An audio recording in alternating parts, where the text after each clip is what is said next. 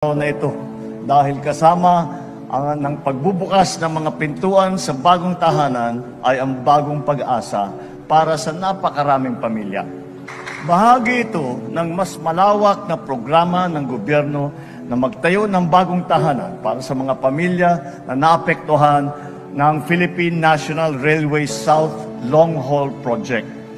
Ang mga benepisyaryo ng proyektong ito ay mga informal settlers na dating nakatira sa kahabaan ng release ng tren. At ngayon, masaya natin pinagdiriwang na may mas ligtas, mas maayos na tahanan na meron kayong mauuwian na.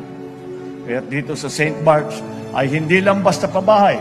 Hangat natin bumuo ng komunidad na may maayos na tirahan at kumpletong pasilidad.